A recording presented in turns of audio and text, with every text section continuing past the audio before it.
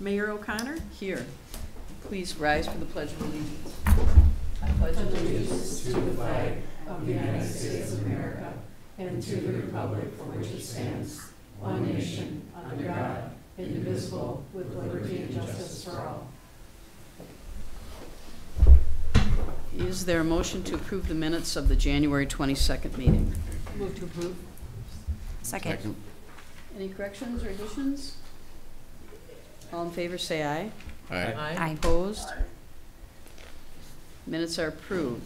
There are no appearances. There is no public hearing. Is there a motion to approve the consent agenda?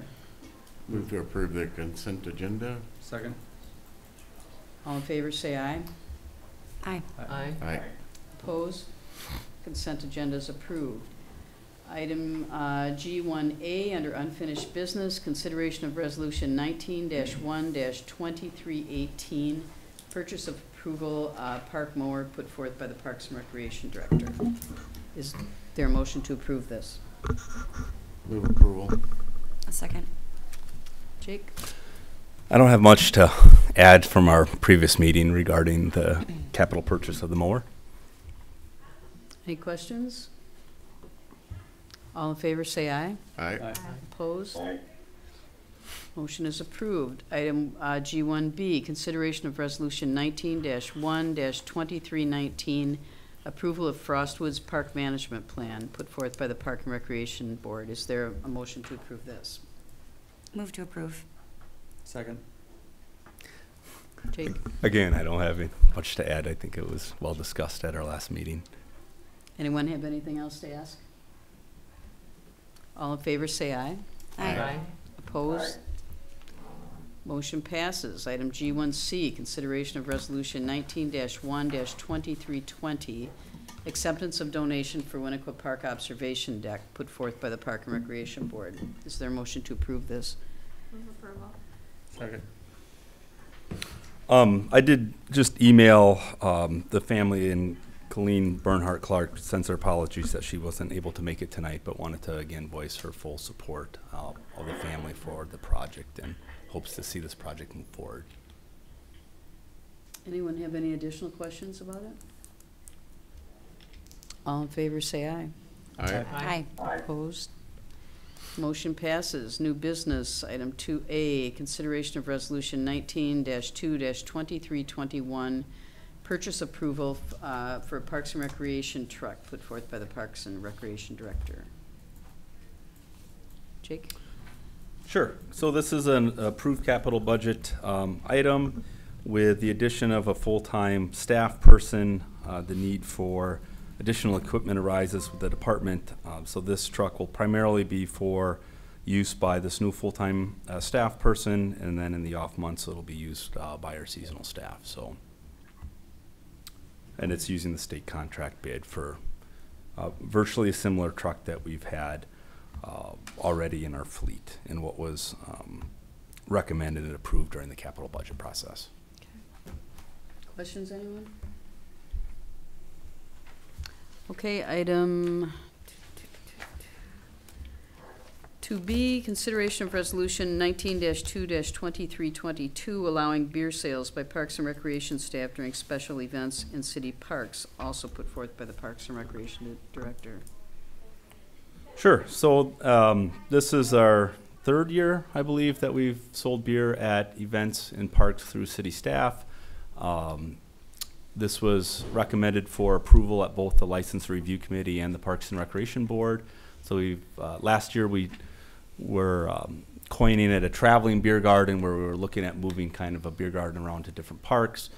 Due to weather, we had to reschedule. We ended up only having one at Schluter, and I think it was pretty successful to the point of there really needs to be no other location, at least for that format that we have, where we have acoustical music. We've got the water right there. It's really an ideal setting to have this event. So those pop-up beer gardens would be held at Schluter Park, and then our food cart cinema, which predominantly we've had one the third weekend in August, a date night, which has been well attended. We've expanded that series as well, where we have kind of the movie at the park and food carts there, and then beer sales. So it does help to make kind of a a fun summer here in Monona. Questions? Doug? Just same thing I'd asked at finance about that all the city employees who sell beer will go through alcohol training. Correct. Yep, we have an online certification class that we do. As it stands right now, it's our four administrative staff that serve or sell beer at these events. So we'll work in kind of pairs, 2 and 2 at each event. Okay. Just let me check. Chad, are you still there? I am. Oh, okay. We just heard a signal here. I thought the connection might have been lost. And did you say it's going to be your 4 full-time staff Correct. members who will be? Correct. Yep. Do you anticipate any other city staff? I don't anticipate it, no, at this time. I think if we have other staff, they'll be helping in concessions. Like we're looking at doing like popcorn and pretzel bites or something like that. So, but not actually selling the beer. Okay. And I had asked you again, you're not going to be selling beer at the concerts? That's anymore, correct. Correct. Correct. Yep. Alder Kitzler? I was just gonna note that the revenue of the beer sales are the major fundraiser for the Parks and Rec Department, and one of the things that it's going towards paying is the observation deck, among other things. Correct. So- Yep. This year will be a big drive for the observation deck for the Gary Clark Memorial. Anyone else? Okay, thank you. Thank you. Next item, G2C, presentation and discussion of Reach 64 stormwater requirements. I think Dan's going to do a little intro. We're going to discuss part of this in open session and then move into closed session to discuss part of it. Okay, thank you, Mayor. We've been working with Strand Associates since 2017. We've had funding in the capital budget for 2017, 2018, and again in 2019 for Strand to do some research and review of stormwater basin Reach 64. That's the stormwater reach where we're currently not meeting our MS4 permit. So we have John Lindert, who's the lead stormwater engineer for Strand Associates, and Josh Straka, who is our project manager at Strand Associates. They're here to basically give a presentation to you of Reach 64 from start to this point right now. So, Thank you.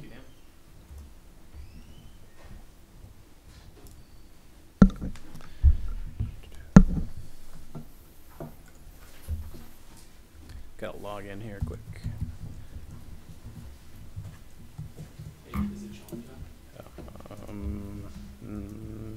It should be.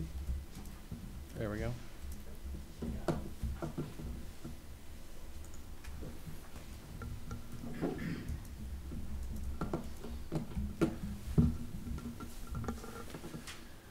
Okay, well, thanks for having me here. We've been working with Dan and Brad for probably a year and a half, a little bit more on this project.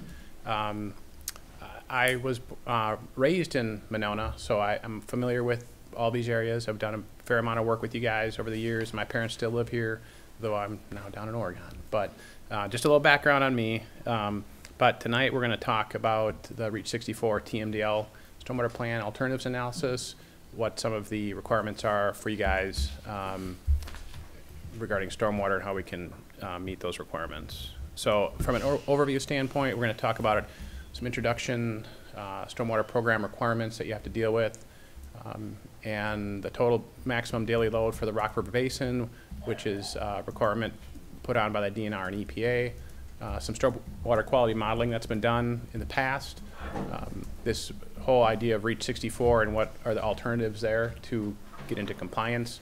That includes best management practices in the city, or stormwater best management practices in the city, watershed adaptive management through Yahara winds that you guys pay into each year, and then possibility of water quality trading, the performance of these alternatives, some grant opportunities and recommendations. So we'll just kind of get going here on that. So you have a permit through the EPA and DNR, otherwise known as an NPDES or WPDES permit for your municipal separate storm sewer system, or MS4, basically your storm sewer and ponds and other treatment devices that you have. That's your permit number. You had modeling updates to determine the amount of pollutant coming off your lands in 2014 and 2016, and we're building off of that with what we're doing. The important thing here is the requirements from, let's see, this does not work. Here. Is your MS4 requirement, and if you look in that table, you have a reach 64, 65, and 66. TSS reduction, total suspended solids or sediment that's in your stormwater. You're required by your permit to reduce that by 20% citywide.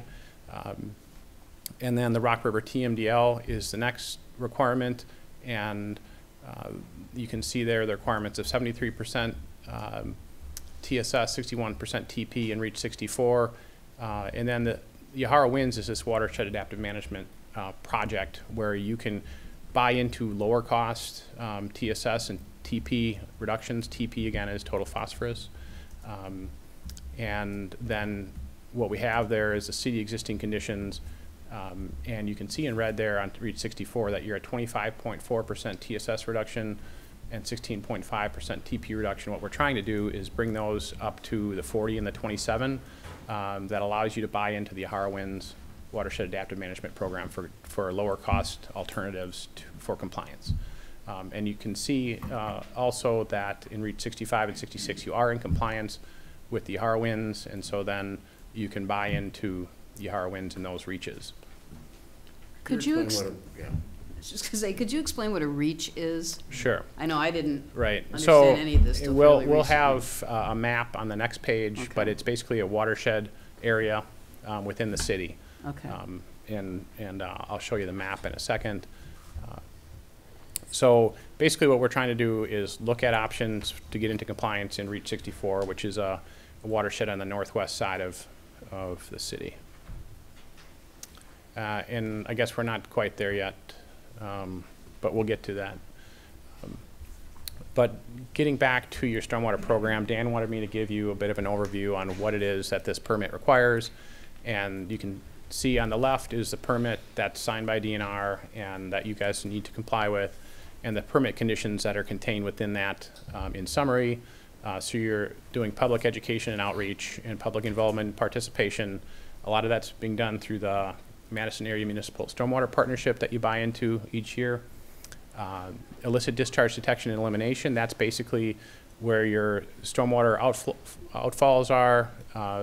You need to check those to make sure there's no dumping of illegal materials in there. You also have to have construction site and stormwater ordinances and programs for managing development as it comes in, managing erosion control on projects that you have and developers have, which you're doing. You're also supposed to be keeping track of your municipal operations, which you are, like leaf collection, street sweeping, all that. You have to have a specific program that meets the permit. We are tonight talking about the stormwater quality management part of that permit condition only. And then there's other things you have to do, including a storm or sewer system map update, annual report, and these, what they're called MAM swap meetings, which are the, all the permittees in the Madison area meet, I think, quarterly. So, so the city's been doing that as well. Here is the Rock River Basin TMDL report. Is shown on the left, the cover of it anyway. The star on the right is Monona within the Rock River Basin, and basically this document says, tells you and all the permittees how much pollutant they can discharge into the water and still be in compliance with the permit. Basically, they're trying to make sure that you're not putting too much pollutant in so that these waters can be fishable, swimmable, and meet the goals that the DNRs and EPA have identified for them. This here now is the reaches, are the reaches. So the yellow line is the split. So you can see reach 64 is up to the northwest. 65 is to the bottom, and 66 is to the east. And so 65 and 66, basically the southeasterly half of the city is in compliance with Yahara Winds at least, and 64, reach 64, and that watershed area from the lake to the yellow line is basically what we're talking about tonight, and how can we get that area into compliance. This is a map of stormwater quality modeling that was last done in 2016, and we're a bit covered up there by the city council icon there. I don't know if that can go away or not, but otherwise I can basically summarize that what we're trying to do is meet those requirements, and the bottom line here is that 83.6 number on the bottom right is the number of pounds of phosphorus that the modeling needs to show you are reducing within that REACH 64 to get compliant. So we're looking for 83.6 pounds of phosphorus per year. And you can do that a number of ways, and we'll talk about that in a second. So this is just kind of a flow chart of how we go through these alternatives analysis. And we should probably just focus on the stormwater quality modeling portion and below. So basically we have the stormwater quality modeling done. You have a watershed adaptive management program through Heroines, which is administered by MMSD, and we'll talk a little bit more about that. That's kind of a low cost way to get phosphorus reduction out in the agricultural lands.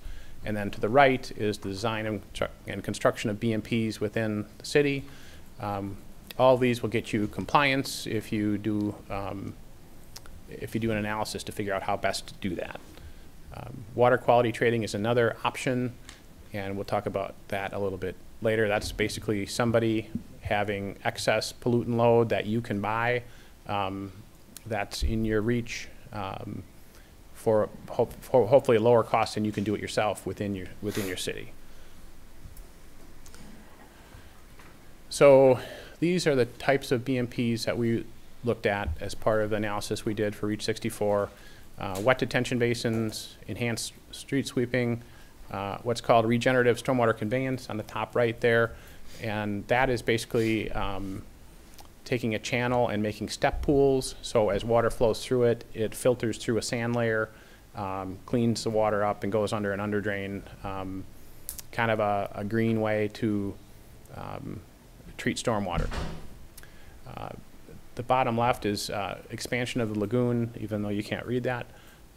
We've also looked at underground wet detention and hydrodynamic separators, of which you have, I don't know, 5 or 6, I think, in the city, down by Pirate Island, Corrode, Graham Park, and Schluter Beach. They do a nice job of picking up leaves and sand that you put down during the winter, kind of keep your beaches clean, things like that. Those are the things that we clean out every year. And when looking at all of this, obviously you're looking at open space to do some of this. So park space is looked at. There's cost and cost effectiveness. You know, are you getting bang for your buck on whatever you're trying to do? Is there property or easements that are needed to make some of this happen? One thing that the DNR has come up with this past year is to try to give you credit for the leaf program that you have. The leaf collection that you do has a positive effect on the water. There's a lot of phosphorus that gets leached out of that, so the DNR has put forth some guidance, lots of details here, but really what you need to know is an analysis needs to be done to try to get you 17% total phosphorus reduction just by doing what you do. And there's some caveats here, such as you have to have ordinances and policies that require, and you can read up there, prohibiting residents from placement of leaves in the street. And then your leaf collection protocol needs to follow those 4 bullet points. And Dan and Brad both believe that your program would qualify for this. Well, we have to do an analysis, and that's the last bullet there, is required to determine the amount of credit. We have to follow this guidance document that's on your left. That's a 5-6 page document, and our intent is to do that for the city this year. Okay, now back to Heroines Watershed Adaptive Management. The star there is where you guys sit within the Heroines project area, I guess. And just some details here. MMSD administers this. They work with Dane County as a broker So money that comes in from the city and other MS4s in the Madison area goes into MSD's pot of money. Dane County works with farmers to do agricultural best management practices, things like low disturbance manure injection, cover crops, and egg buffer strips you can see there. And all this gets monitored by United States Geologic Survey, or USGS. And really the whole point is that the point and non-point sources work together to meet the TMDL. And the cost, if you look at the last bullet, you get $48.72 per pound buy-in cost, and that's a bargain when you'll see some other numbers on doing it within a city or any municipality, for that matter. Okay, another thing with Yahara winds is back in 2016 when that modeling was redone, basically you've put yourself in a better position. Some of the baseline numbers that Yahara winds was using was requiring you to pay the $442,000 number there, and their baseline numbers thought you needed 862 pounds of phosphorus to reach the TMDL, and the new modeling said you need to only get 464. So that's a savings of 398 pounds, and so you're saving $19,000 or so per year, and that's an annual payment to Yahara winds. So now you just pay $22,608, I think, is your number. So that's a good thing. And then water quality trading, I mentioned, was another way to gain compliance. Typically, if you have a watershed adaptive management project going on, you don't try to do water quality trading, but there's some nuances where you might do both, and so that is a potential for you guys. It requires more coordination in finding out who has this excess phosphorus control that you could purchase. And at this point, that wasn't part of what we were doing. We were trying to figure out how can you do it within the city. So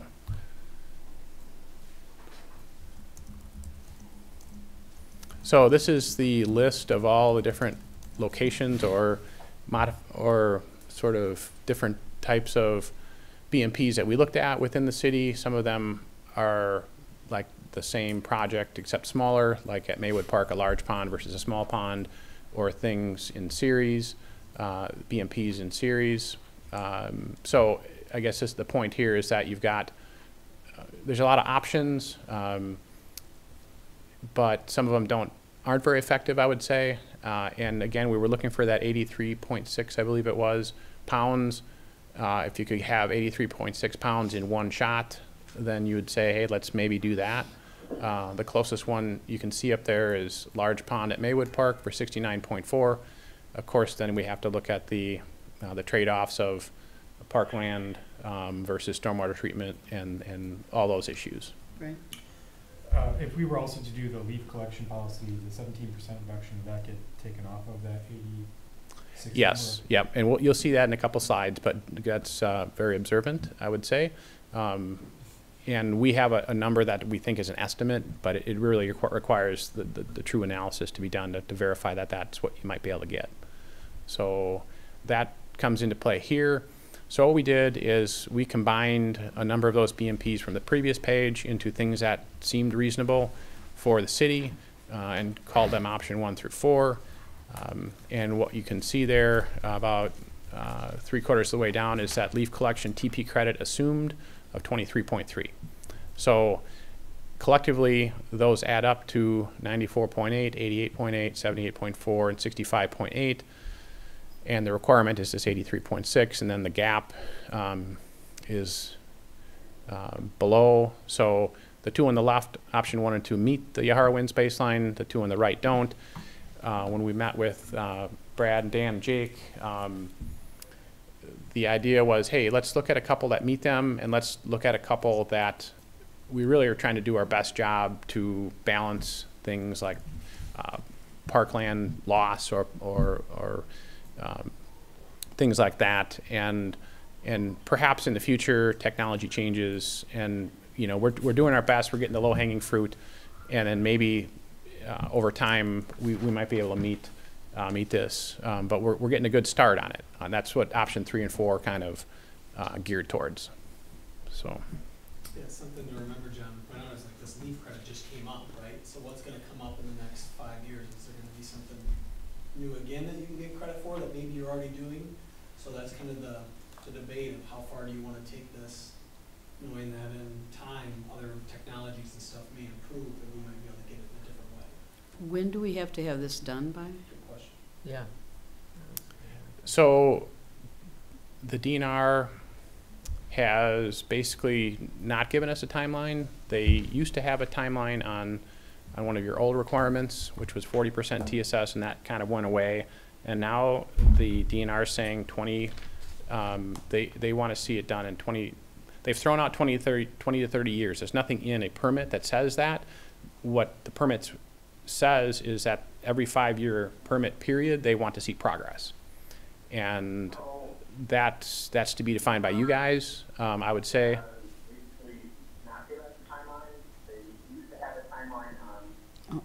Oh, somehow we're getting feedback I from. think he must be listening to it online or something. Chad, are you listening to this online? Sorry, I fixed that. Okay. Okay. Thanks. Sorry. So but everything I've heard is the DNR is trying to clamp down on some of these timelines a little more, and part of that's because EPA's doing audits of MS4's programs. They're up in the Wausau area right now. I've heard from a number of our clients that they're going to come and check out our program and make sure we're doing the right thing. But again, it'd be nice if it was in the permit so you knew.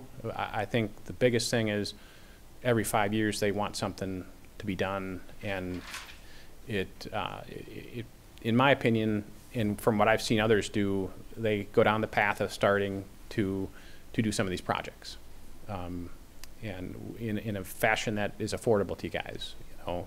So which I'm sorry.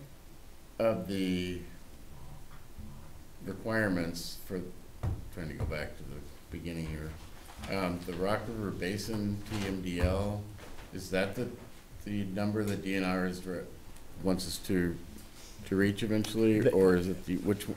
yes, they want, because the MS4 requirement is a lesser requirement than the Rock River Tmdl. Now, the DNR will allow you to meet the Rock River Tmdl with BMPs, stormwater BMPs in your own city, plus Yahara winds. So the combination of those, they want you to get into compliance. But in order to take advantage of the Yahara winds buy-in program, we do have to meet their minimums, correct? Right. But the nuance is that you're already paying in. You're already paying in, but they will not allow you to pay in for the rest of it. Okay. So. They're assuming, you're paying, assuming that you're meeting the 40 and 27%, even though on one of the watersheds you're not. They're just saying, we're not going to make up the difference. You still have to take care of that difference that falls on you as a community. Right, John? Yes. Yep. Yep. But they're still taking your money and getting you above that, you know, to the levels that the Rock Tmdl is, but not that little gap, which is kind of strange. You're right. Okay. They're kind of missing that little gap, and nobody's really paying for it right now. Okay. It's confusing. It is. It's, yeah.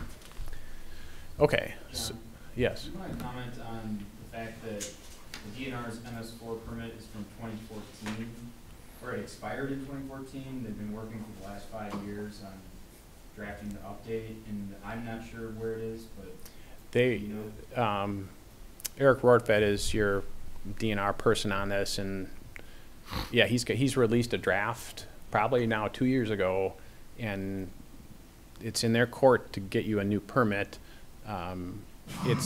We kind of know what it's going to say because there's other permits that have come out for other municipalities and groups. So But you're operating under your 2014 permit that's basically expired, but hopefully it comes out soon, I guess. Have not heard anything from Eric on when that might happen. But no significant changes then?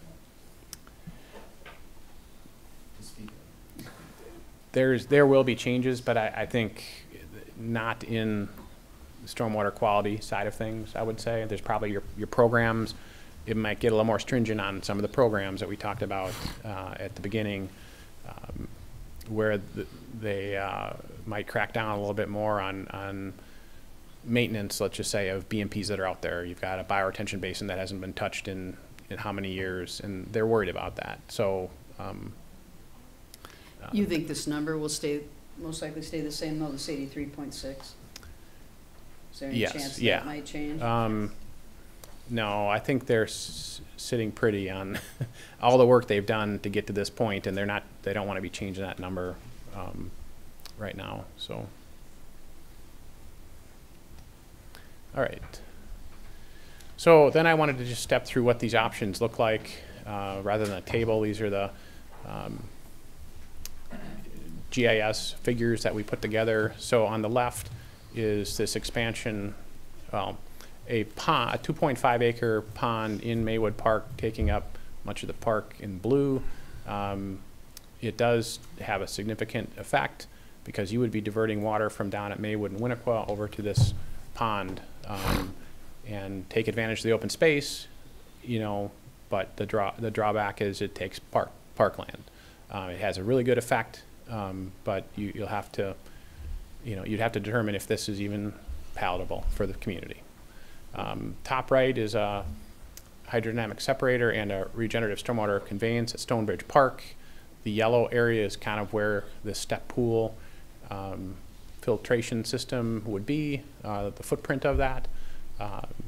The enhanced street sweeping and then the leaf collection credit make up that. So it's a pretty simple in concept option. That's not a lot of things you'd be doing, but it'd be a rather large impact to Maywood Park.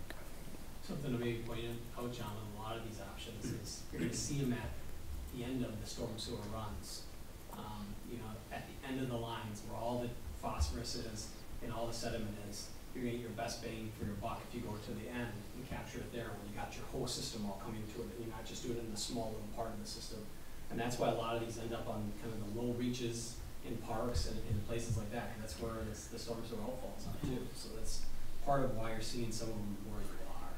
It is in the lower end at the bottom of the reach where all that stormwater is coming to.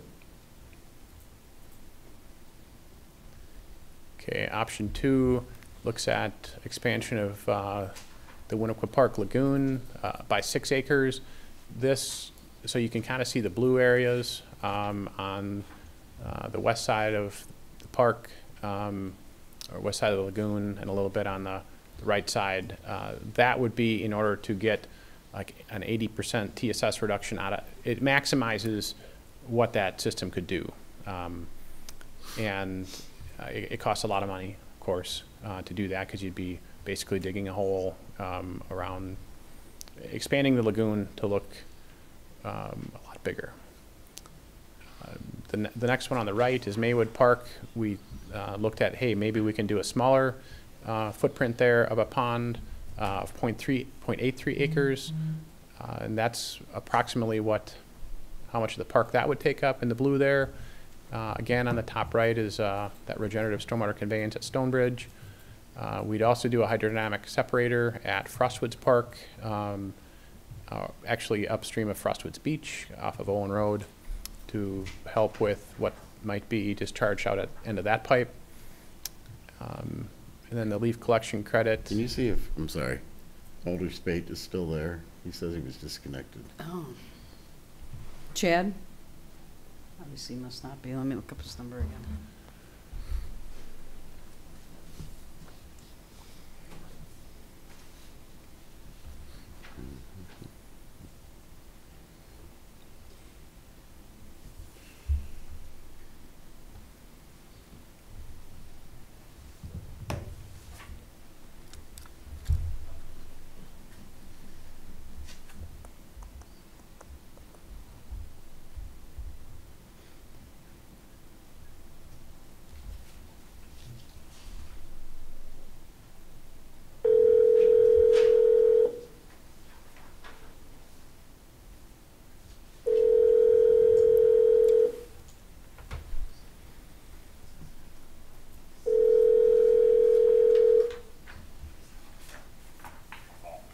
Chad? Yep, I'm here. Okay. Thank you. Yep. Okay. Okay, so to complete option 2, would be in lieu of or in tandem with a pond at Maywood, there's some area potentially upstream of that could be dedicated to a wet pond, and so that's another option or component of option 2. And we'll just jump to option 3, which is, hey, maybe we can expand the lagoon a little bit less in an area that might actually help with some of the flooding that is occurring. So in that yellow area in the top left is kind of an acre expansion of the pond. Again, the Maywood Park small wet pond, 0.83 acres.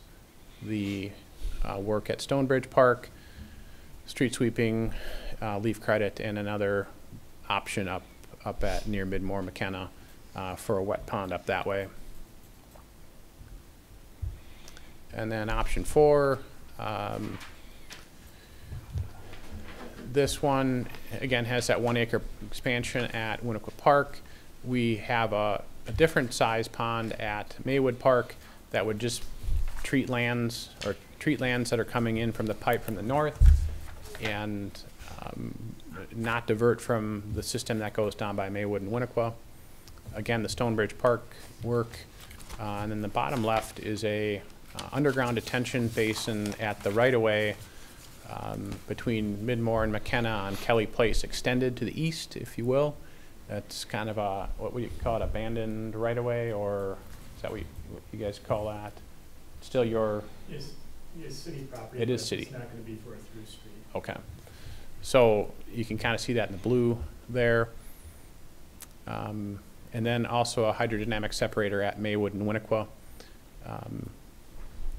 And then the street sweeping and leaf collection credit. So that's visually what those options would look like. This is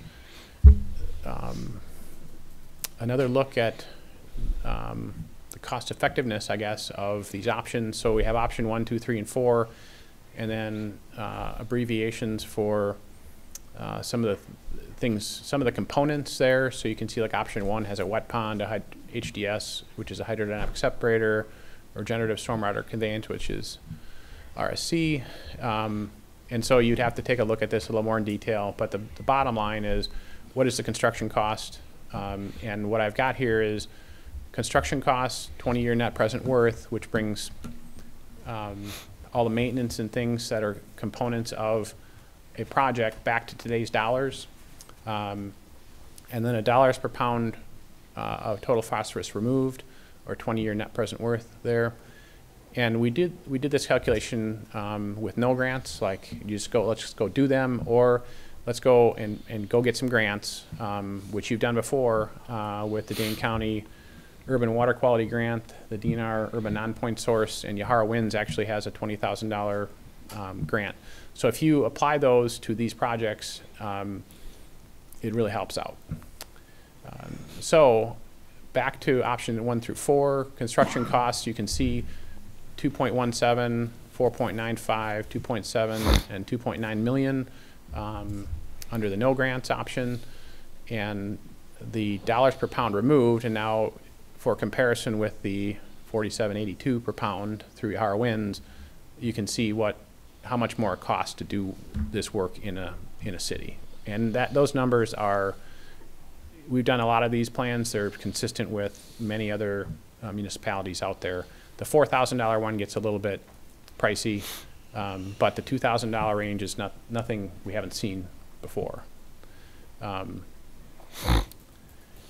And then with grants, you can see the construction costs can come down considerably, and we'll talk on the next slide about what those grants are and how much they can fund and why you're in a good spot to get some grants. And then the cost effectiveness, or dollars per pound of TP removed with the grants, you can see that goes down considerably there, $616, $439, $829, and $1588, and so that now this stuff becomes pretty affordable in the grand scheme. So let's talk about these grants. The DNR Urban Non-Point Source Grant, they will give you up to $150,000 on a project, and then if there was property acquisition, they'd give you another $50,000 if you were successful with the grant. That's an every other year program, with the next one being in 2020. The Dane County Urban Water Quality Grant, this is the one that I think you can really leverage because you have top 10 outfalls at Maywood Park and at Winnequa and Maywood, and so they'll then pay 75% of the project cost with no cap, up to whatever they have budgeted in, in a yearly basis. So, so that is a big deal, and why you were seeing some of those numbers come in more affordable, after the grant than without the grant. And then the Heroines phosphorus reducing grant will give you $20,000 for a project if you're successful.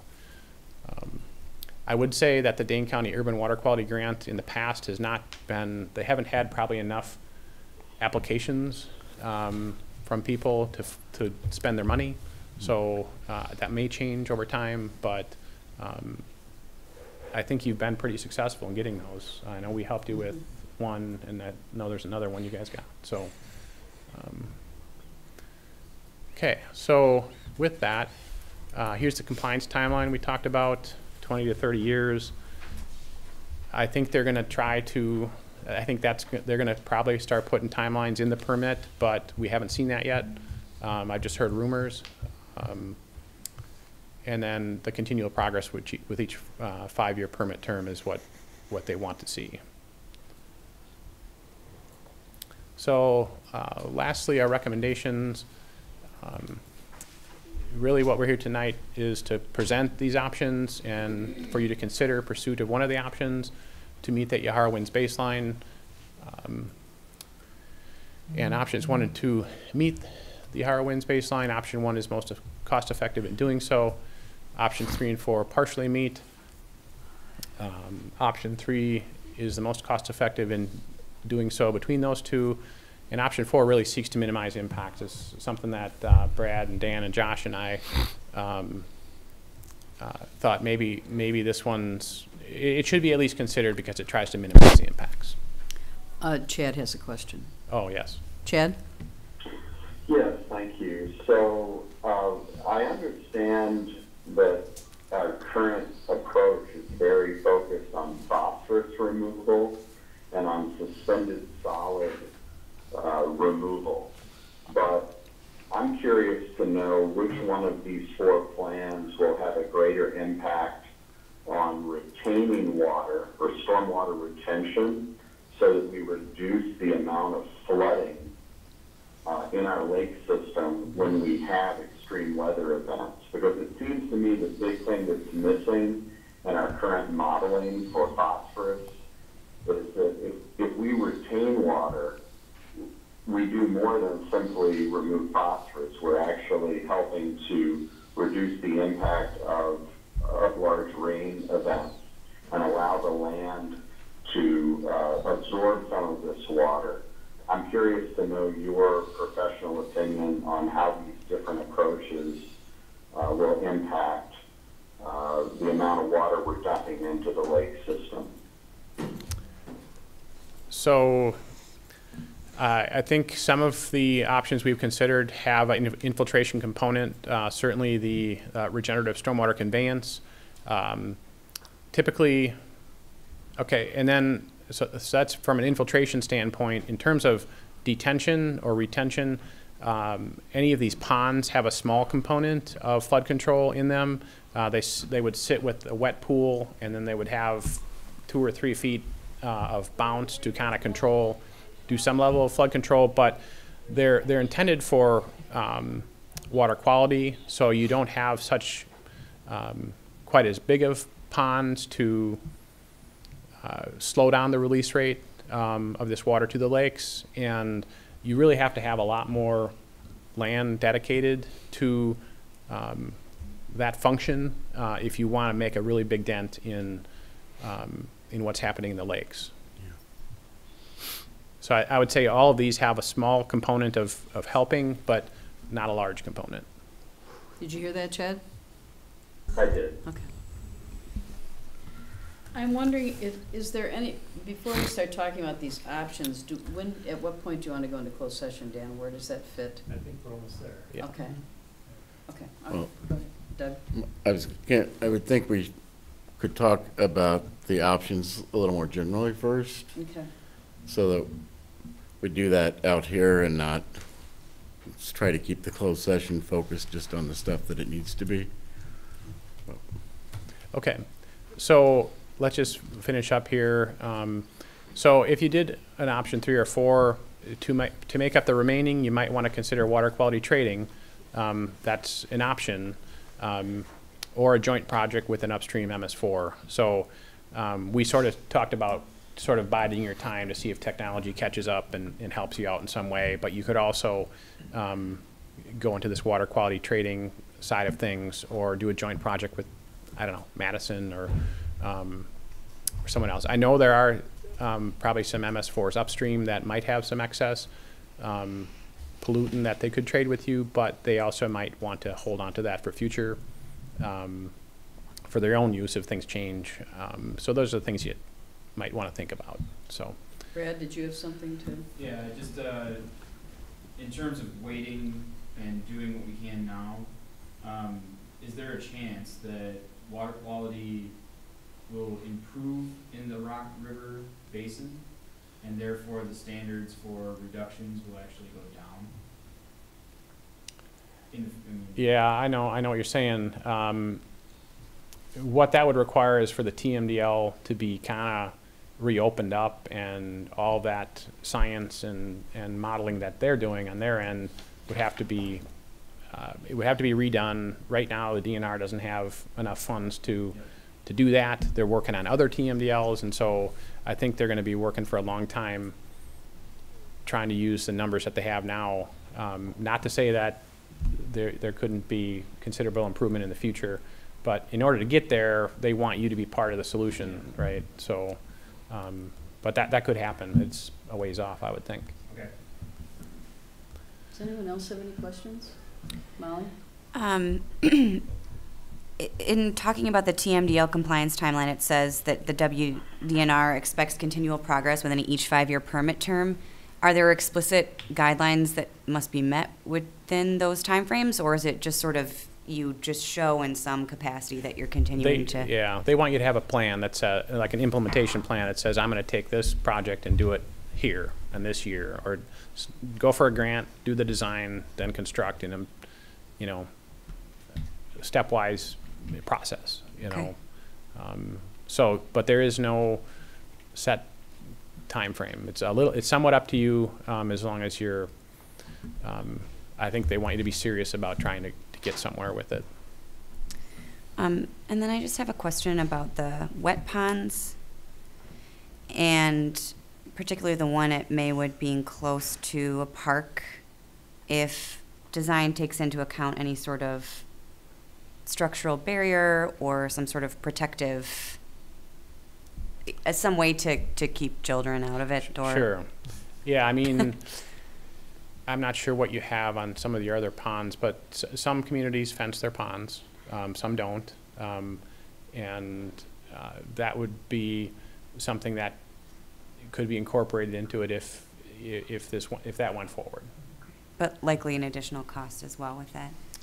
I mean, we've got contingency in some of these to probably put a fence up, if you wanted that. Okay. But right now, I don't have a fence in that number. Monona's kind of a unique case because like when the lagoons are open, Right. a lot of your Monona is open to the water in a lot of your parks Mhm. already. So we'd have to consider kind of what you want to allow that Right. access to. Alderwood? Yeah, I think the only one that we have fenced at all is the Lake Edge outfall, and that's really, Yeah.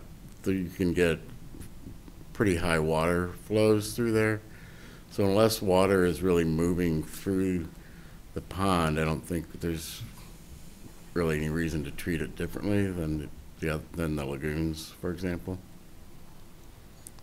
Okay. Alder Kitzer? I'm sorry, Doug, do you want to finish? Yeah, well, on a different different question, I guess. So you gave us 4 different options, but if I'm reading it correctly, I mean, you could come up, there's a whole lot of different things you could do, so you could have a really long list of options, and it's almost like you sort of pick, probably look for a bigger one that you want to do, and then you could plug in other elements. Right. Almost a cafeteria style. Correct. Okay. Alder Kitzler? So this is a very elementary question. So the outfall, for example, at Stonebridge or the lake edge, that's connected to Madison storm drains, correct? And so I'm just trying to get a better picture of where all this water is coming from and how far into Madison we're collecting that water. Because I mean, I'm guessing it comes our direction because it has to go into Lake. Yeah, Monona. that's a good point. And Brad pointed this out a while back. Can you go back to your first watershed map? Yeah, why can't I go back up? Oh, there we go. Chad has another question. I can show you quick on this map. And I guess my commentary around that is I'm guessing other communities are faced with the same thing where they're paying for potentially stormwater from other cities that are coming through their city. And, you know, my other thought with that is if we're getting a lot of rain and water from Madison, what are they doing to stop it upriver and not have us face all of the consequences of it? Okay, so if you look on this map, now my mouse does not work here. Oh, there it is. There it is. Okay, so here in this red area is water from Madison that's coming in. So if you can see here, that's coming in and heading towards Schluter Beach. I believe this comes in, heads down to Winnequa, Maywood. So this is part of the Monona Golf Course here. You can see that, and a little of the Dean House, and then the schools up here come in. There is a pond here. There's a pond here. So there's some work going on, I guess, with those ponds. I think there's a little bit of area right around in here that comes down Monona Drive too. So I guess the point is you do have some Madison water coming in to Monona that you end up partially treating, let's just say, but then it all just goes straight out into Lake Monona. Yeah, or it's not as much as I thought it would be. Yeah. As far as the area. Right. My other very elementary question is with the trading, and I just want to make sure I understand this correctly. It's if we're not able to hit our numbers, we can buy other municipalities savings, phosphorus savings, to credit to us, even though we might still be at, I'm just making up numbers, 50 and we're trying to get to 80, we buy 30. They're doing your work for you, basically, and then you get to pay for that at some market rate that would be set by some negotiation, I guess. I guess and they get it minused off of theirs though too, so they can't capture the credit later. They get it subtracted from their poundage. Gotcha. Phosphorus. I guess my commentary on that is I don't think we should do that ever. I mean, we need to deal with what we got. So. Chad has a question. Yes, thank you, Mayor.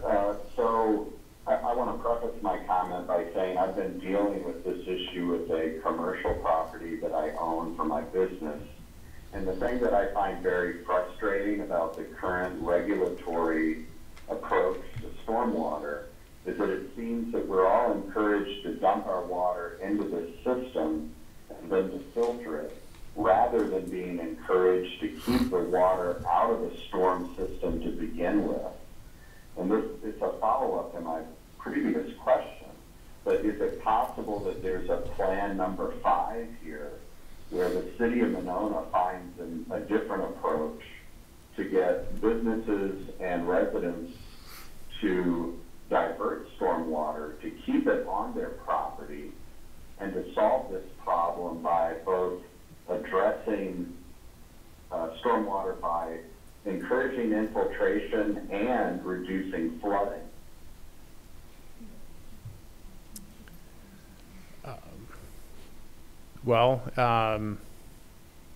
You have redevelopment standards now. Yeah. Plan commission that tries to capture that. I'm just trying to think of where to go with that. Yeah, from a redevelopment standpoint, you have ordinances on the books that require, you to do certain things.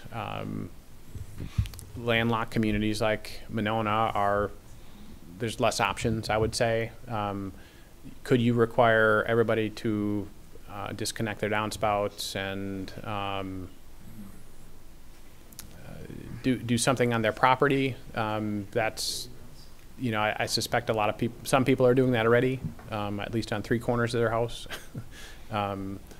Usually there's a drain going down the driveway. But, I mean, if one wanted to look at a true infiltration approach to this, I suppose you could. Dan, do you have any? Well, I mean, I'm asking the question because as a municipality, we're going to be absorbing the costs of these investments, whatever they are. And then simultaneously, we are also absorbing the costs of extreme weather flooding events. And so it seems like an opportunity to approach this in a way that is more sustainable in the long term, that will help reduce the impact of extreme weather by finding ways to retain water and investing in those sorts of technologies and policies, rather than just finding more ways to filter water, with all of it or most of it ending up in the watershed. Brad? I mean, I agree completely just in terms of a stormwater quality standpoint, but to try and either regulate or oversee a major residential program would take a lot of staff time and oversight. And there's the idea that we don't actually have the regulatory power to make any resident do any of these things at this point. True. Alder Moore. I think actually Alder Spate was suggesting that it would not start with the residents, but that it would start, we would start with the businesses, because our businesses certainly have a much larger majority of non-porous surfaces. So the volume, likely, I imagine that the volume differential would improve much more if we were focused on businesses than we would on residential. Yeah. I would say that right now our ordinance for redevelopment is either more strict or as strict as Dane County's for stormwater improvements during redevelopment. I mean, one thing you could hope for is a lot more redevelopment, and then therefore would be a lot more improvements to stormwater conditions off of commercial or industrial. Brian? Follow-up question for Alder Spieth. Are you thinking like an incentivization program where you'd incentivize through some sort of public assistance these commercial property owners to add pre-treatment where it doesn't exist today? Well, actually, I'm more concerned with keeping water on premises so that we're not, I mean, I can only speak to my own experience with my own commercial property, but I find it extremely frustrating that it's perfectly okay for me to filter 100% of my water and put it right into the stormwater system, whereas when I suggest creating a retention pond, I'm told that, well, that's going to involve the DNR and I don't want to do that.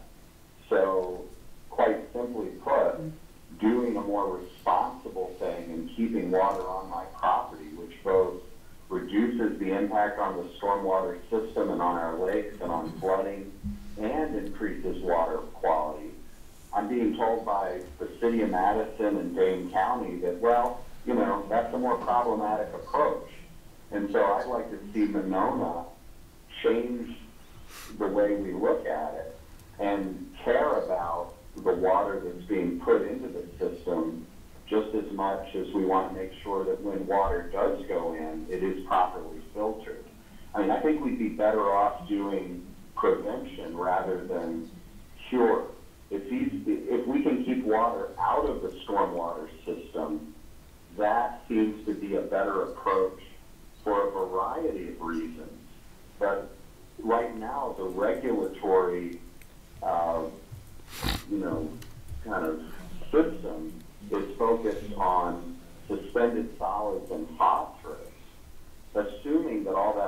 is going to end up in the stormwater system. And I think it would be far more prudent for us to find ways to keep water out of the system upstream. That's simply what I'm saying. I realize it's challenging. I realize this is thinking out of the box. I realize that many of the consultants that a business has to hire, and maybe cities also have to hire, don't think this way. But I think we should be challenging the status quo and thinking about how are we going to keep the water itself out of the lakes. And then when it has to go into the lakes, making sure we filter it and treat it in an appropriate manner. That's essentially the larger point. And I mean, we're having a conversation about this major investment. Why aren't we thinking about what we all know 20 and 30 years from now, that's going to be the standard? Because the cost of flooding and extreme weather is arguably far more of a problem long-term than phosphorus. But we're not talking about that right now. I think Peter wanted to, I don't know if you're going to. Can we let Peter say something? He's here for carp seed. Peter is a member of carp seed. We should have him come up to the Could you come up to podium. the podium?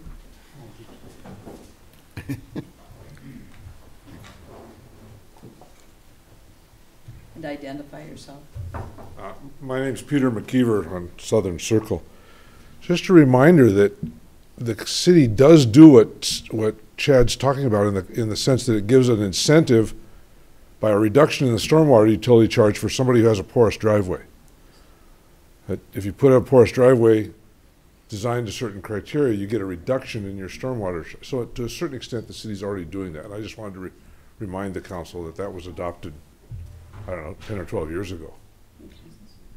Thank you. Anyone else? Even if, just to kind of expand on what Chad is saying, if we took measures to make sure not as much water was going into the stormwater system, would that affect these numbers at all? Without them having to rework the whole? From a flooding standpoint, the sort of decentralized small BMPs, when it really rains, those have been proven to not be effective in controlling those major floods. They do good things by keeping water out of the system. That's a good thing. We've analyzed things like that before. It becomes a pretty maintenance intensive, and tracking all that gets somewhat onerous, I guess. The idea of the incentives for a stormwater utility, just about every stormwater utility that's out there incentivizes people to do those things like rain barrels and rain gardens, porous pavement and things like that. And that's one way to get that to happen in your community. And you can promote that. I mean, a lot of places don't, and then, people don't go after that credit because it, it takes some work to do. Not to say that people haven't. People that care about it, certainly lots of people have put rain gardens in, and whether or not they got a credit or not. So, but that one good way to do that is the incentive program through the stormwater utility. Alderwood?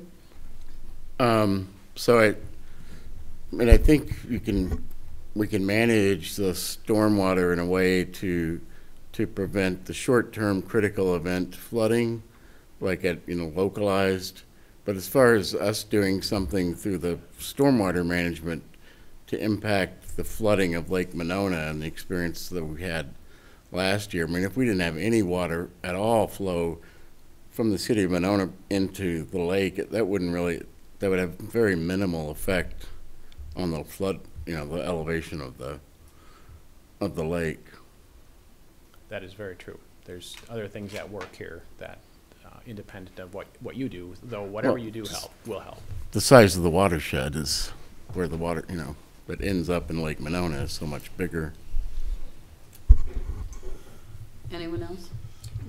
Alder Moore? I'm could be my eyesight, but could you identify for us again, which are the worst of the, I know we have many outfalls that are in the top 10. Oh, where that is? Yeah, because even when I Yeah. pull up the map, it's hard for me to. So if you think of the Winnequa Park Lagoon, it comes out across Winnequa Road, right? Okay, yeah. That, anything upstream of there, basically they're saying that's a top 10 outfall because there's, that's just what the county's identified as a place they'd like to get more treatment. Correct, and I assume that the outfall that's at Schluter is also one of the top 10? Let's see. It was. It was, yeah. but now you've gotten money Yeah. for that. You got money to replace that one. Yep. Right, Mhm. right. And that's Right, I certainly remember when I moved in, I was told after I bought my property that was the case, so. And then I'm assuming that since we're talking about that in every option, that at Stonebridge? Stonebridge is not a top 10. It's not top No, 10. so you would be a 50-50 funding there from Dane County. Okay, so we have Winnequa, we have Schluter that was, so besides Winnequa, what are the worst ones? The other one that we've was, got? other one is right here, if you can see the cursor, Winnequa and Maywood, just Okay. southeast of Maywood Park. So that is the #1 worst in Dane County. The worst outfall in terms of Maywood is? phosphorus levels. Yeah. the one that Okay. comes out there. Yeah, there's virtually no treatment on a 60 to 66-inch diameter pipe. Hence the reason why they're all in our options, yes? Correct, correct. That's where you get your best bang, right? To do Right, something sure. where all the phosphorus Yeah. that's coming to I you. just capture wanted all to of it. make sure, like I said, it's hard, when I blow up the map, it gets fuzzy, so I just wanna make sure I was in alignment there. Could I just ask, this might be kind of a dumb question too, but you have all this phosphorus coming into this pond, then do you go and dig it out at some point? Or like you clean it out once a year, or how does that? Yeah, what we have in our net present worth calculations is that every 5 years you take out roughly a foot of sediment, just as an estimate, because we wanted to build into these numbers the fact that you would actually maintain them. Now, how many ponds have I seen get maintained over the years? Well, we're dredging ponds after 30 years, because now they're full of sediment. So it's something you need to think about, and because there's a cost there to keep them functional. But otherwise it just sits there and continues to build Right. Fills up. and Right. fill up. Kinda like the lagoons, right? The Yeah. lagoon that has 5 feet of sediment in it. Over time, those things just fill up, they settle out. They're working exactly how they should be working, so that it doesn't continue down into the lakes and sediment and everything else. Yeah. But you gotta maintain them too. There's a cost to that also, not just the installation cost. Anyone else? Andrew? Kind of on that point, so if we expand the lagoons at Winnequa Park, does that mean then the water level goes down for a majority of the year, or is the water level stay the same? Like walk me through that. Does it fill up because we have more outfalls that are hitting it, or? The level of the lagoon is basically the level of the lake. Yeah. So So it would it's seek that that level. Okay. As soon as you dug it out and let the water come back in, it would be at that level. It would give you a little more flood control, storage area, because you've taken out some land that used to be there. So it would have some component of that. I mean, the Jen? idea is more surface area, right?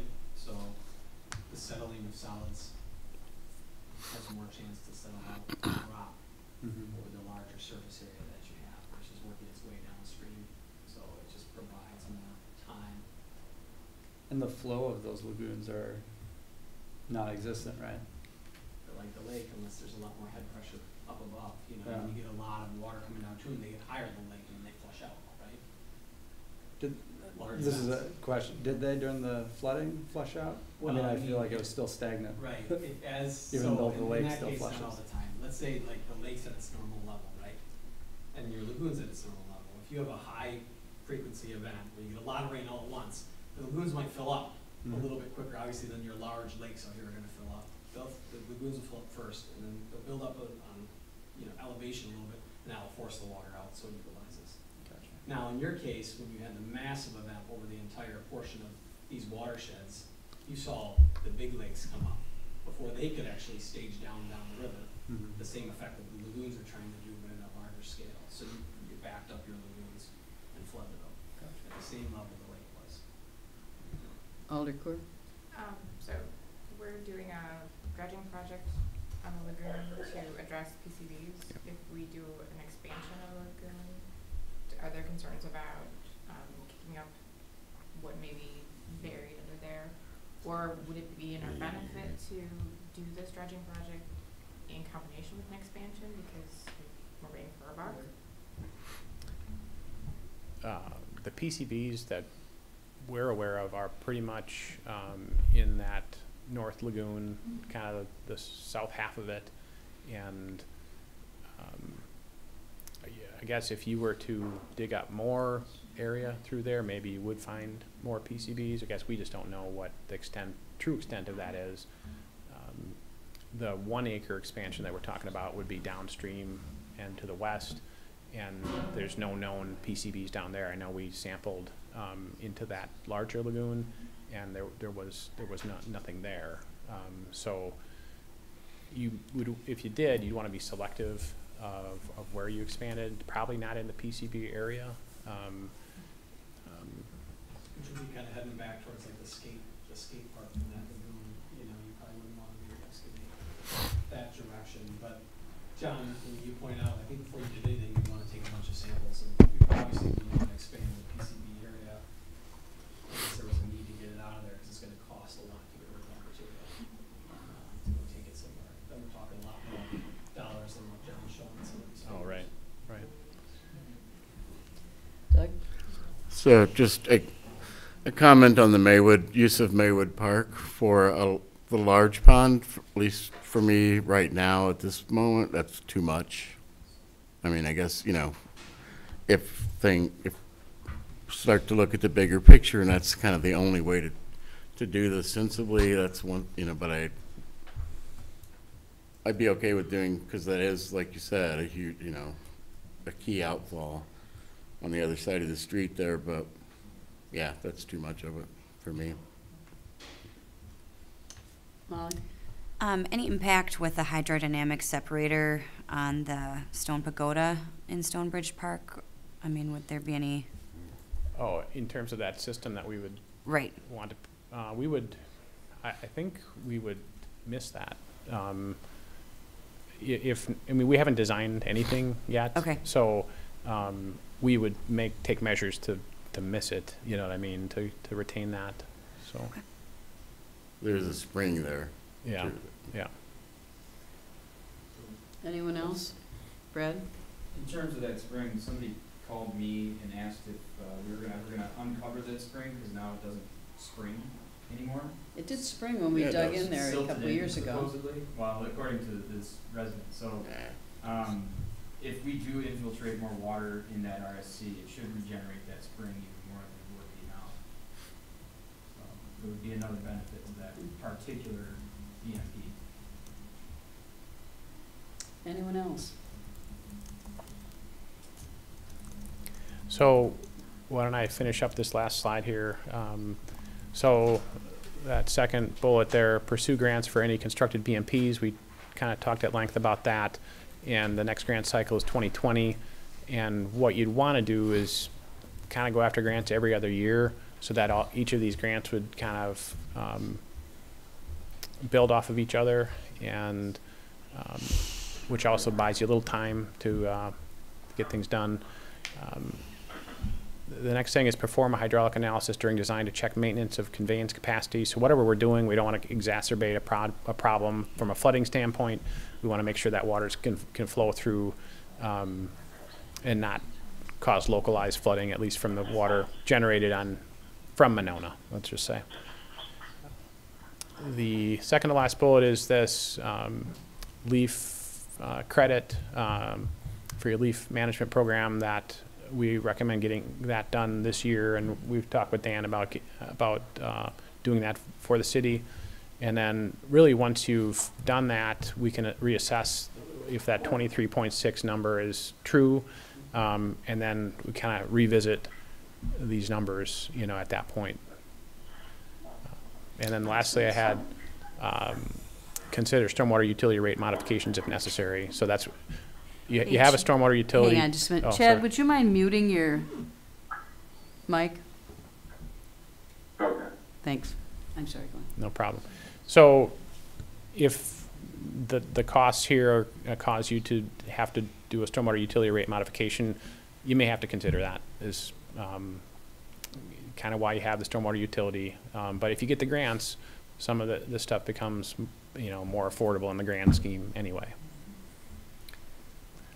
So let's see, that was it. Mayor? Just a question about the leaf management program. Is there an opportunity to get any higher than the 17%? At this point, no. Okay. However, the DNR is doing another leaf study up in Oshkosh and Fond du Lac, looking at how they can expand that credit. So right now you can't get any more than that, and really they only give you the credit in a medium density residential, which I think a lot of your residential is here, and you have to have curb and gutter and a few other things, but there's a possibility that the science and the research that the DNR is doing could bump that up a bit, yeah. Okay. I mean, because certainly we've made some inroads there, but you know, we're hardly cleaning every every spot. So you know, and while we've certainly marketed the program, if there was an opportunity to get more there, you know, we could certainly do more of a full court press if it was to our, you know, obviously it's another way to look at it. So, yeah. Thank you. Jen? No? Anyone else? Okay, so should we go into closed session now, Dan? Is that, okay, is there a motion to go into closed session? You have to read the whole thing. Oh, I'm sorry. You're right.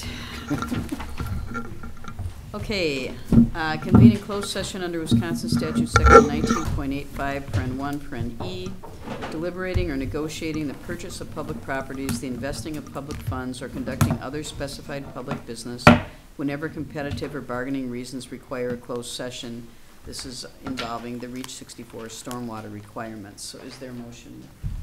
Move to go into closed session. Will the clerk please call the roll?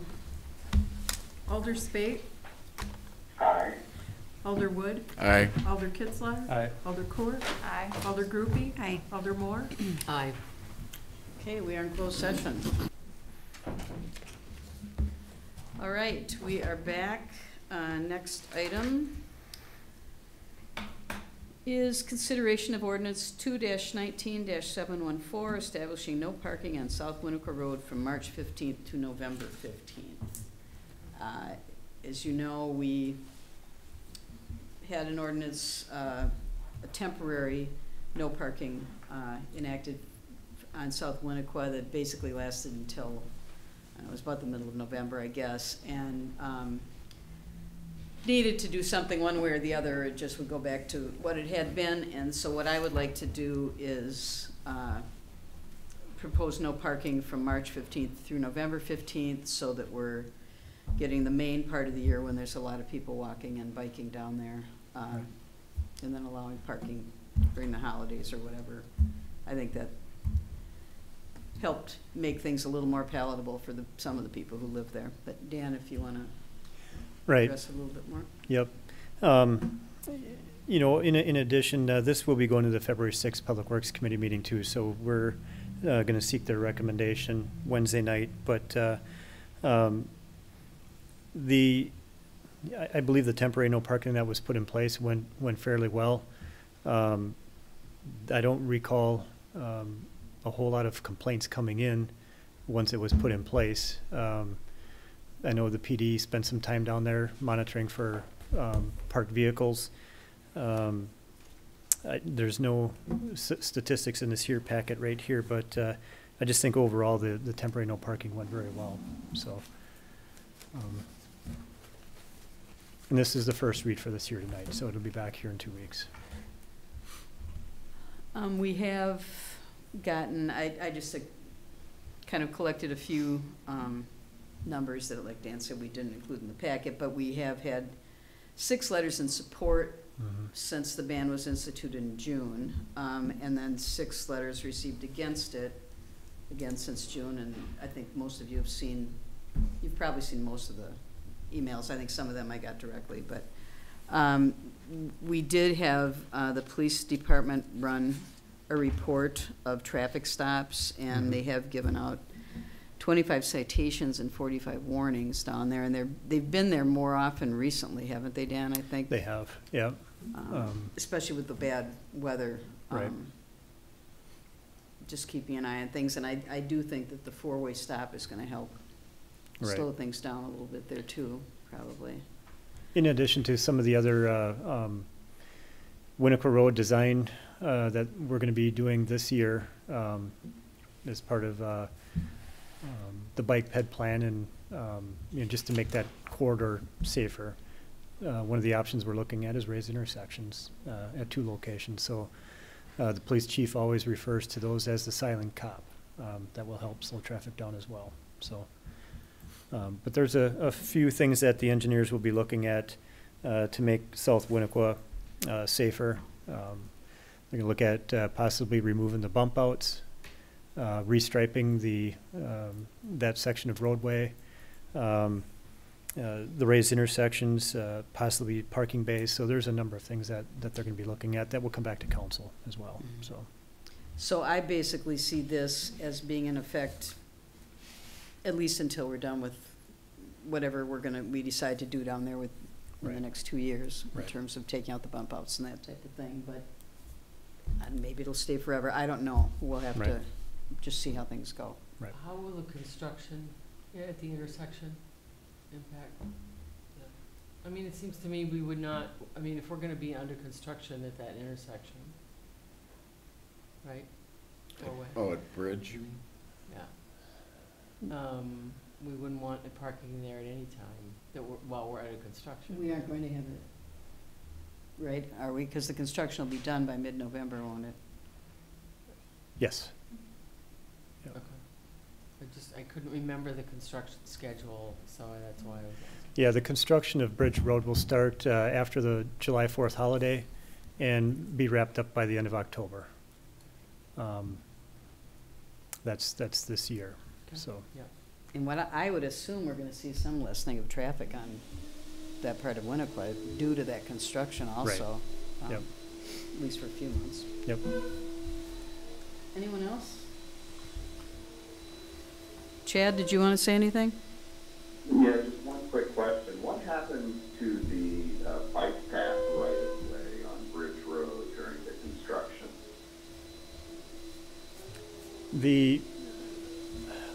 One of the main issues that, not main issue, but the bridge was always going to be kept open for bike and ped traffic during construction. At the last meeting, City Council voted to keep one southbound lane open over the bridge throughout the duration of the project. So bikes, peds, and the southbound lane will be kept open over the bridge. Okay, that's what I thought. I just wanted to make sure that was the case. Okay. Anyone else? Okay. Next item then is also Dan's. I think we're getting some feedback, Chad. Consideration of Resolution 19-2-2323, purchase approval of one Public Works replacement lawnmower. Okay, thank you, Mayor. This is here for the first read as well. We received prices from Midstate Equipment and Middleton Power Center for a John Deere 1575 mower. Midstate Equipment provided the low-cost proposal for $29,900. This includes the trade-in of our old unit. Our capital budget allocation for 2019 is $33,000, so there will be a balance at the end of this year equipment purchase. Is there any reason not to approve this tonight? I mean, we could make it conditional on Public Works approval. Sure. I move to suspend the rules, take this out of order. There's a second. All in favor, say aye. Aye. Is there a motion to approve? Move approval subject to the approval of Public Works Committee. I'll second. Any further discussion? All in favor, say aye. Aye. Opposed? Motion passes.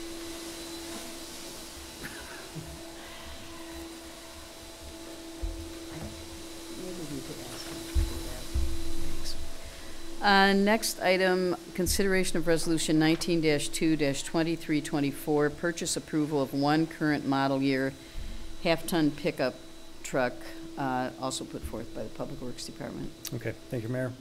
This is the first read for this proposal as well. We have 2019 capital budget funding in the amount of $31,000.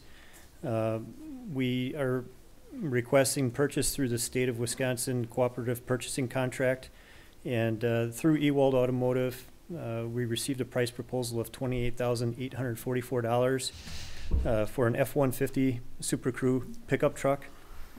The current truck used by the street supervisor will be passed down to the right-of-way coordinator program, the new position that City Council authorized with the 2019 operating budget. So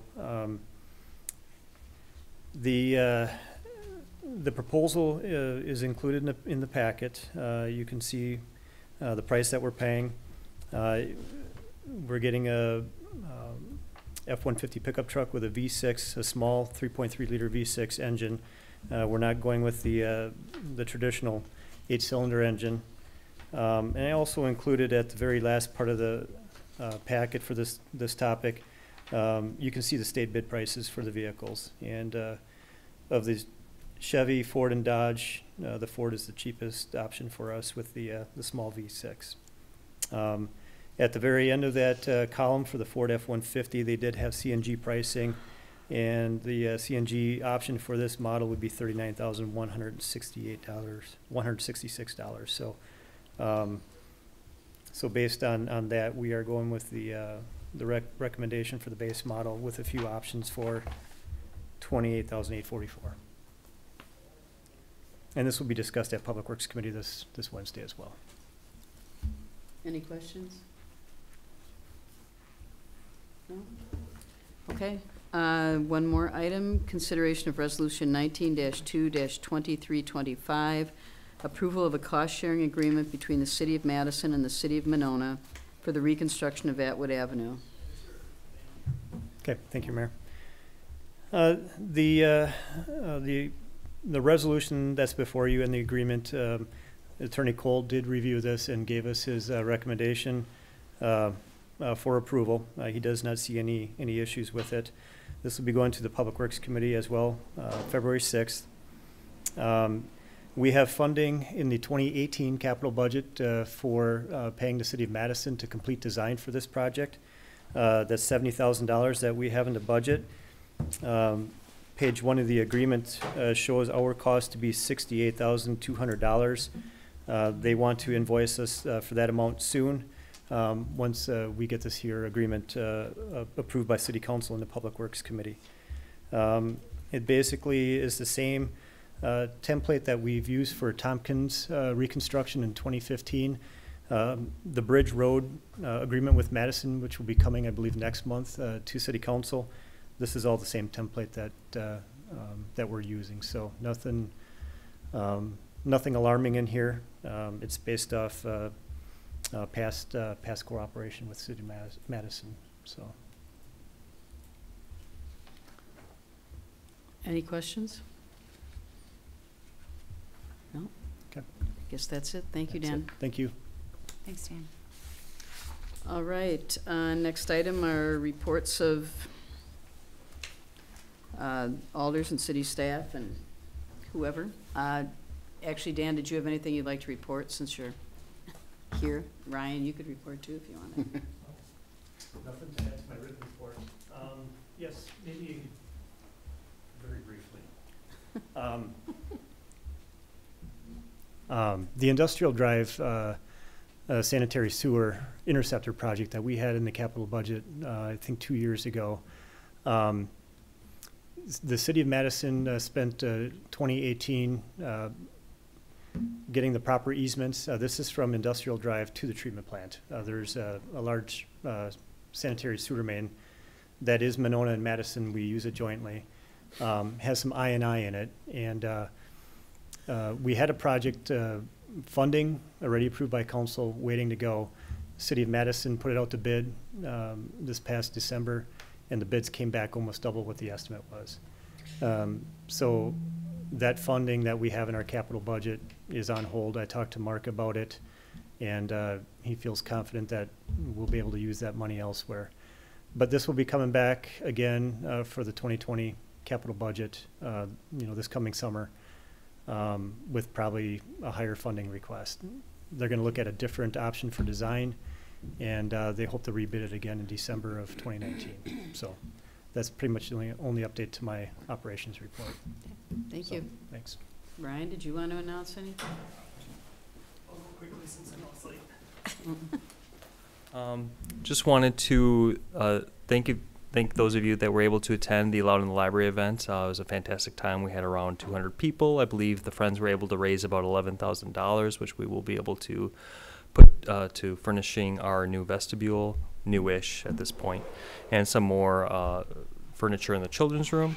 Also, just wanted a quick update you on the One Community, Many Voices project that we're doing. We're almost to the point of hiring a coordinator through grant funding. Once that person is hired, we will be rolling pretty quickly and hard with the volunteers of getting interviews, and I hope that everyone in this room will be willing to volunteer their time to share their stories of any connection they have with the Monona community, their time here. We'll have a sign-up form to schedule those, and I look forward to recording those and getting more stories as well. That's all. Great. Thank you.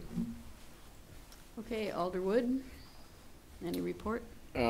Just that at the next council meeting, I believe we're scheduled to have Strand come and present the ped bike, the engineering part of that report.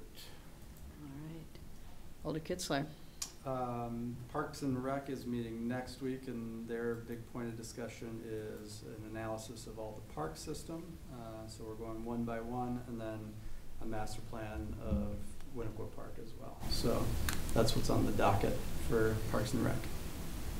Alder Coor. Alder Groupie. I would say the public safety meeting was a success with the active shooter training. We had several people who were not, part of the committee who attended.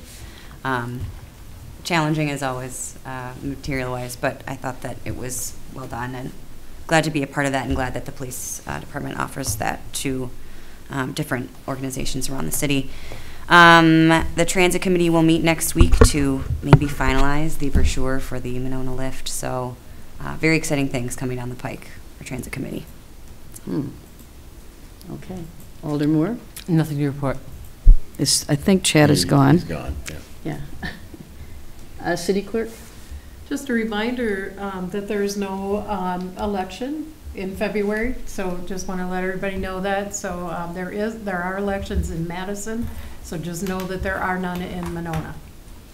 Okay, City Administrator Gatto. Yeah, just to give you an update on the city planner hiring process. So the application deadline was last Friday. We've received 20 applications for the position, so I'll be kind of going through them and kind of doing a first cut of those that would meet the minimum scoring criteria to be moved on for a potential interview, and I'll keep you updated as to what the next steps in that process are going to be. Cool, thank you. I just had a couple of things in terms of flooding. I think some of you may have heard Patrick Miles from McFarland mention at the Mark Miller's public meeting that he had a couple weeks ago that I was going to be serving on the county's Lake Levels Task Force, which I was appointed to that, but unfortunately all of their meetings overlap with all of our city council meetings, 5 out of the 6 meetings, and I just didn't feel that I could be in 2 places at once, and since all of our staff is usually here at the city council meetings too, that's kind of a problem. However, Tanya Buckingham has also been appointed, and she and I are in pretty close contact anyway, and so we're going to be meeting periodically after the meetings so she can keep me up to date, and they're going to continue to send me the packets and that kind of thing. Also, Mayor Paul Soglin of Madison has been organizing meetings of area mayors who were affected by the flooding.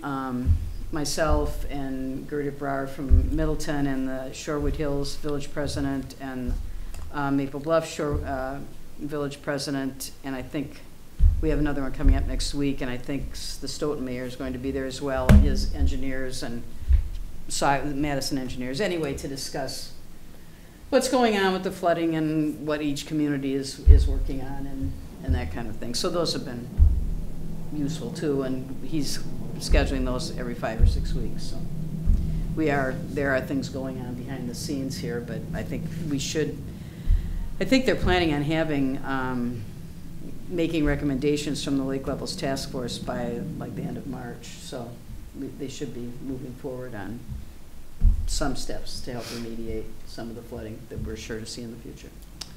So that's everything I had. There are no appointments tonight. Is there a motion to adjourn? So moved. Second. All in favor, say aye. Aye. Aye. Opposed? We are adjourned. Thank you all.